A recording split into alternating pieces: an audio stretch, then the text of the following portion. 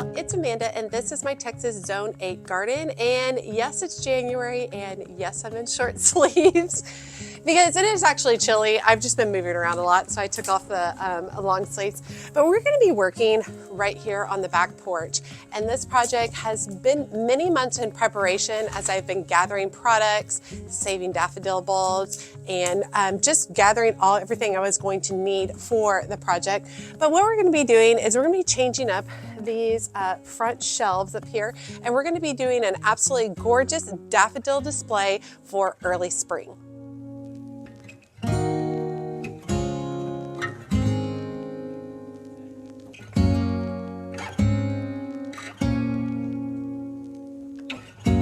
Now, I built these shelves a couple of years ago. They are made with just some basic, I guess, concrete rock pieces that I got from Home Depot, and some 2x6 or 2x8 pieces of wood that I ran across just simply so I could stagger the height of these, and then I could have more place for plants up at the front. It's a really inexpensive way to do it. And then I did a larger version of it at the back of the porch, which I absolutely love. But what I'm wanting to do is I want to basically do all daffodils up front. I want to create this, beautiful display of daffodils, but also almost like a scientific experiment or observation of daffodils. So I'm really wanting to gather like daffodils in each container.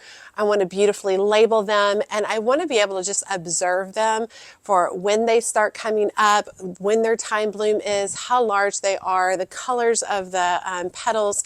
I just want to see all aspects of the daffodils as opposed to how I currently have them planted in my garden, which is just tucked into the actual garden beds. So this is a little bit of a different version. Now, yes, I'm doing this because I think it's going to be beautiful, but more, I'm just wanting to experiment a little bit more with daffodils. I love them. I think they're such a happy, joyful flower. They bring me a lot of joy at the very end of winter and the beginning of spring when there's not a lot blooming. And I really love that about them. They make for excellent cut flowers as well. They're very low maintenance. And so basically what I'm going to do is I'm going to start by pulling all these pots off of here, and we're really going to focus on all terracotta pots on these shelves.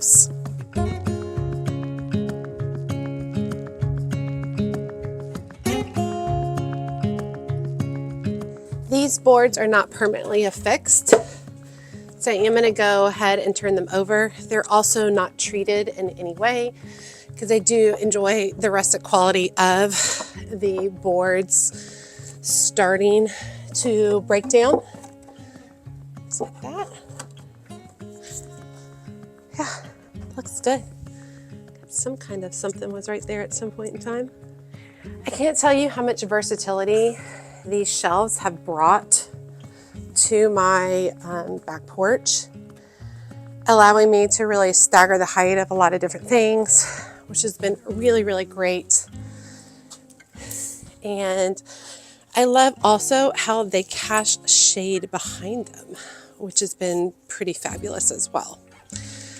Because it allows me to tuck in plants, especially plants that I buy on clearance that need a little bit of love before they go out into the garden. It allows me to tuck them back in here so that they're not full on sun.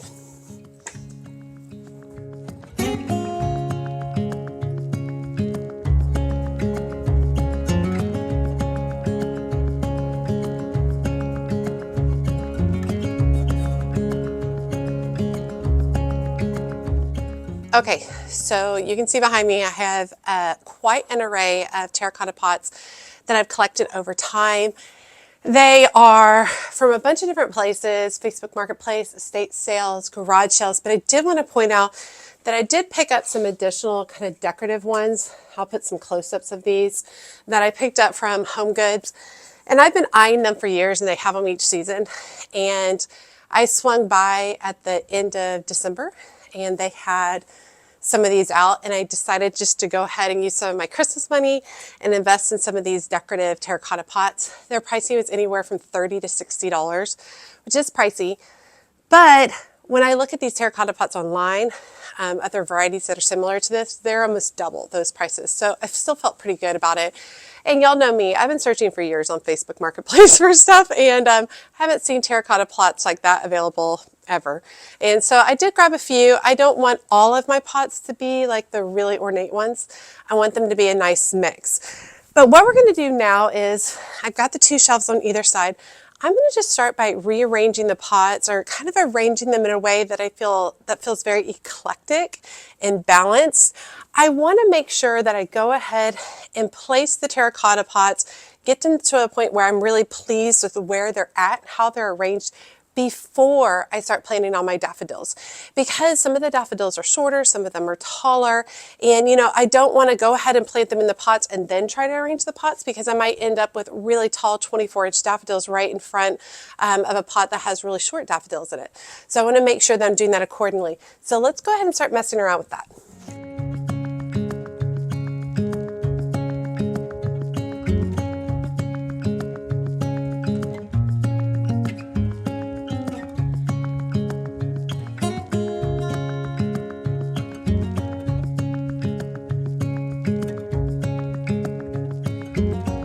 Okay, I feel good about this arrangement over here. I wanted to make sure that I didn't do the same amount of pots on each row. That's what I've done in the past. I had 6 of these. I still have 6 of these, but I just had 3 on top and 3 on bottom, and I called it a day. And so I wanted to change it up a little bit and have just more eclectic feel. I thought would be nice. I also like the range in color. They're not all exactly the same, but they're all still terracotta, so they still work really well together. I did have to put a new pot in, a brand new one, but in all honesty, it will change pretty quickly, especially with the winter time. It will start to gather its own patina to it, which is really nice. One thing that I need to do that I haven't done in the past is put pot feet underneath these to raise the pots up a little bit so that the water can drain well from underneath it. That will help the boards rot less fast. They won't rot as fast, but it's also better for the container to just allow the water to drain out as needed instead of puddling underneath it. Okay, same thing with this collection on this side. I wanted to make sure that I had, different amounts on each shelf, so 3 on the top, 4 on the bottom, a nice mix. I was able to utilize older terracotta there and mix in with some of my new ones. Like here's one of the new ones. But yeah, I think it looks really nice, and I like that everything's a little bit different, more collected kind of look. So now that we've done that, let's go inside and talk about daffodil bulbs. Hold on, my kids just got home. Okay, my kids just got home from a night at Grandma's house. So these are all daffodils. Been collecting them for a while, and I know a lot of y'all are like, Amanda, it's too late. You can't plant daffodils now. Yeah, you can. You can plant daffodils as long as your ground isn't frozen. And even then, if you're really determined, you probably could still plant daffodils. Daffodils don't need a certain amount of cooling in my area to do okay. So I can still plant them now. And I mean, I can even buy daffodils. Like I can even have daffodils in the spring and go ahead and pop them in.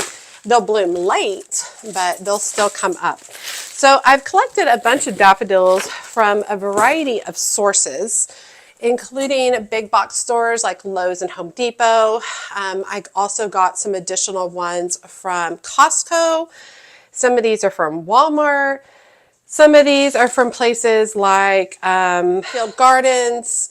So I have a wide variety from several different places. Now, I talked about how I really want this to kind of almost look like a scientific observation, but beautiful.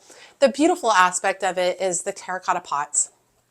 And we're actually going to top all of these bulbs with some winter annuals. So we have some beautiful winter annuals while these are getting ready to start growing underground. And one of the other things I want to do is I have these beautiful copper labels that I'm going to write on that'll have each of the varieties names on here, and then these will be placed in each of the pots as well. The scientific portion of it is I'm really gathering all of one type of bulb in each pot. And that allows me to be very specific in my observations about it because they're all going to be getting the same amount of light. They're all getting the water. They're all getting that exposure to our winter. Everything about that is kind of, you know, the scientific portion of it. And by having them all separate, it really allows me to just slow down and evaluate each one. So let's talk about a couple of varieties. Now, I do have one container from Longfield Gardens. I believe I bought this one from Costco, and it is a mix, and this is a big blooming mix. Most of these are really tall. Let's see, about 18 inches in height. They will go in one of the larger pots. It is a mix, but I'm going to label it as a mix so that I'm aware of that. Next, I have a traditional daffodil bulb. It is a yellow trumpet. I've got 40 of these bulbs. And if you didn't know, daffodils can be in full sun or part sun, which I think is kind of great because that's why daffodils grow so well like in meadows or underneath trees or things like along those lines. These yellow trumpet ones are about 14 to 20 inches tall. Now we're going to be planting, all of these get planted about 4 to 6 inches deep, and you're supposed to plant them about 3 to 6 inches apart depending on the size of the bulb. I'm not going to be doing that. We're going to be jam packing them into these containers. They're going to be right next to each other without actually touching. Let's see, this other variety, which I believe is from Walmart, is called Replete, and it kind of has like an orangey peach tone to it, which I think is beautiful. These are about 12 to 18 inches tall, so a little bit shorter. And when I bought them from Walmart, we got 5 of these bulbs for $3.24, and the bulbs are really large. And I bought a lot of these bulbs a long time ago. You saw that I was just storing them in a basket where they have some really good like air circulation. I didn't put them in my refrigerator or anything like that. That's not necessary. Okay, the next variety I got is tete-a-tete, and I love tete-a-tete daffodil bulbs. They're much shorter little bulbs, and these will be adorable in some of the smaller containers. And these are about 6 to 10 inches tall. Their bulbs are so much smaller, but like I have 12, and all of this will go in one container. I almost am like, do I have enough daffodil bulbs? Which is ridiculous. I have a ton of daffodil bulbs. This next variety is called Tahiti, and it's all yellow with a little bit of an orange touch to it. These are about 12 to 18 inches tall, and these will be new for me this year as I've not planted them before. Now this one is a little bit of an odd man out in that there's 30 bulbs in here. I believe I got this from Lowe's, and this is part of their Color Fusions package, where it's a mix of a couple of different varieties of bulbs. And this has Mascari bulbs in it. So it's called a picture perfect blend. It doesn't say what varieties are in here, but I'm pretty sure this is a tete-a-tete. And so they're between 4 and 12 inches tall. So this particular container will have a mix of the Mascari and the daffodil bulbs. Next one I have is called Thalia, and it is an all white daffodil bulb, and it is about 10 to 16 inches tall. And all white, I think it's beautiful. It kind of has that nice like flop over, which I love about daffodil bulbs. I know a lot of people don't like that about daffodil bulbs, daffodil flowers, where they will kind of fall over to the side. I kind of like it. I think it makes them look sad or thoughtful, or it gives them a little bit of a personality. The next variety is called Salome, and this one is about 14 to 18 inches tall, and it kind of has like a soft like peachy center with a little bit of yellow edging around the center trumpet portion. Next, I have Double White Lion, and these are about 14 to 16 inches tall as well. I'll put a picture up. I don't have a picture on here, so I can't really describe what it actually looks like at this moment. I also have, this one is called Pipit. I got 20 of these, and they are about 14 to 16 inches tall. Those, they say, are yellow and white. I think those are yellow on the outside and white on the inside, something like that. The next variety is called Split Corona, and it is peach and white, and these are about 14 to 16 inches tall. And finally, the last variety is called Tazetta Cragford, and it is white and orange, and these are about 14 to 16 inches tall. I am starting a bunch of brand new to me bulbs, and I'm just so excited to see how they all do. Now, daffodils, they bloom early, well, kind of late winter, early spring for me. And then their leaves kind of hang around until like April into May, which is perfect timing for what I'm trying to do on the back porch, right? In the past, I've grown a lot of my vegetables in that area that we just cleaned up and rearranged. Those are getting moved to a different area. And I'm wanting a beautiful flower display because I spend a lot of time on the back porch. And so the idea is that I don't want to have to like plant for the spring, plant for the summer, plant for the fall, plant for the winter, like plant over and over and over again. With these bulbs, which is really nice, is they're perennial. They're going to come back every year for me. They're going to multiply over time. I'll be able to divide them and move them to other places in my garden. I'm going to be planting these bulbs, and then I'm going to be topping them with some winter annuals that will do really well through the freezing temps in the cold winter. As the winter starts to wane and spring comes along, the daffodil bulbs will start sending up their green shoots through the winter annuals. And yes, they will grow right through the winter annuals, no problem. They'll start growing through the winter annuals, they'll start producing beautiful blooms, and then they'll have big, beautiful green leaves as my winter annuals are dying off. And then I'll have all of these daffodils, the daffodil blooms will start to fade away, and then I'll just have beautiful pots filled with daffodil green leaves for most of spring. Now, once the leaves start to yellow and brown and kind of let go for the spring, I will cut all those back, and I will go ahead and plant in some hardy summer annuals that will do really, really well through the hottest parts of the summer. Now, once we come back to fall, I'll probably remove those summer annuals, top it with some fresh compost, and allow it to prepare itself and start feeding all of my daffodil bulbs that will be coming up the following spring. And then I might end up topping it with some new winter annuals. So the idea is to create this potted garden that is kind of an evolution of time, where I'm not constantly having to fill the pots, where I have layers of blooms that kind of overtake each other, blooms or leaves. And I know that these daffodils are not going to last all spring, although I do say I do have a wide variety throughout my gardens that they will start blooming in February, and the last ones will finish blooming that second week in May. So they do bloom for several months. But I know I'm not going to have blooms the whole spring, but I'll have them for most of it. And I love the idea that this would be a little bit more low maintenance as this kind of beautiful kind of container design that I'll be creating. My kids just got home from their grandmother's house, and they walk in the house and they go, "What's that smell?" And I was like, "Mommy's fertilizing."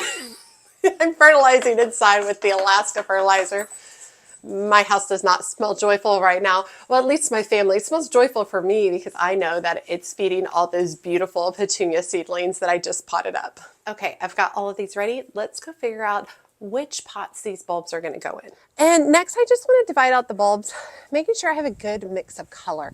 I don't want all white ones in place, or all the old yellow ones in all yellow ones in place. I want to have a nice mix of color throughout each of the containers. So let me go ahead and figure out which containers these are all going to go in. Okay, so I figured out where everything is going to go. Now, some containers already have existing soil in them, which is totally fine. I'm going to keep some soil in, and then some soil I'm going to add like compost to it or something like that. Big chunks like this are just going to get moved out. Grab a trash can. But yeah, so I mean, I'm going to have a good mix of soil in here. If it didn't have any soil, it's getting fresh soil. If it has older soil, it's going to get compost mixed into it. So let's go ahead and prep all the containers. I'm wearing gloves today because I cut my finger. Apparently the last time I used these gloves, I was dealing with mud. Whoa, those are hard to get on.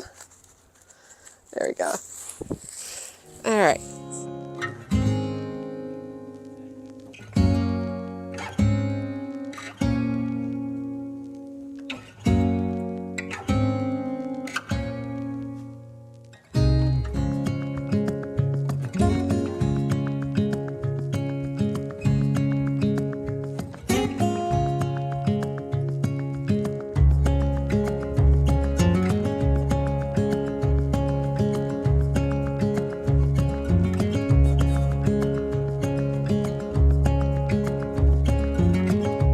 These need to be planted about 4 to 6 inches deep. And let's say like this container right here. I feel like I need to probably move so I can get a little bit deeper on it. Yeah, there we go. And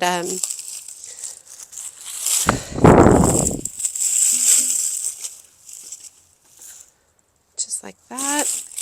And this is the top of the bulb, and this is the bottom of the bulb, so very simple to see.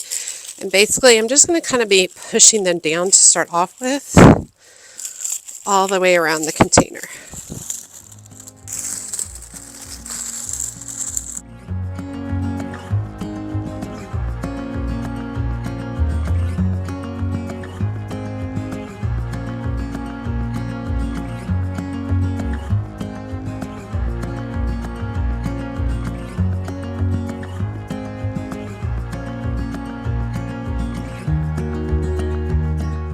I'm actually pretty obsessed with how these look. Look at that. So pretty. I love it. And then this side over here.